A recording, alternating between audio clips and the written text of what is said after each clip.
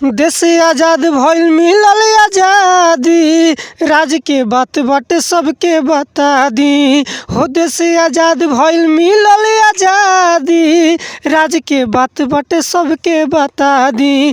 भीड़ी में यार मिला भर हो यार ऊ हमार हा, भीम यार मिला भर यार ऊ हमार हा। इंसाफ के देवता जातीय चमार हो, इंसाफ के देवता जाती ये चमार हो। देवेले न्याय सबके अपने अपन हक हो, देवेले न्याय सबके अपने अपन हक हो। संविधान दे के सबके मिटा दिहले शक हो, संविधान दे के सबके मिटा दिहले शक हो। नाही मवाली नाही रंगदार हो, अरे नाही मवाली नाही रंगदार हो। इंसाफ के देवता जातीय चमार हो, भीम आर्मी यार ऊ हमार हो। इंसाफ के देवता जातीय चमार हो।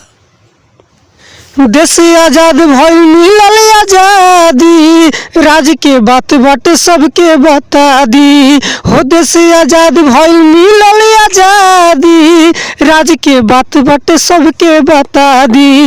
भीम आर्मी लवर हो यार ऊ हमार हो, भीम आर्मी लवर यार ऊ हमार हो।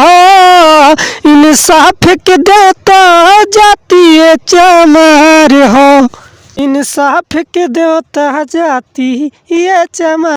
देवेले न्याय सबके अपने अपन हक हो, देवेले न्याय सबके अपने अपन हक हो। संविधान दे के सबके मिटा दिहले शक हो, संविधान दे के सबके मिटा दिहले शक हो। नाही मवाली नाही रंगदार हो, अरे नाही मवाली नाही रंगदार हो। इंसाफ के देवता जातीय चमार हो, भीम आर्मी यार ऊ हमार हो। इंसाफ के देवता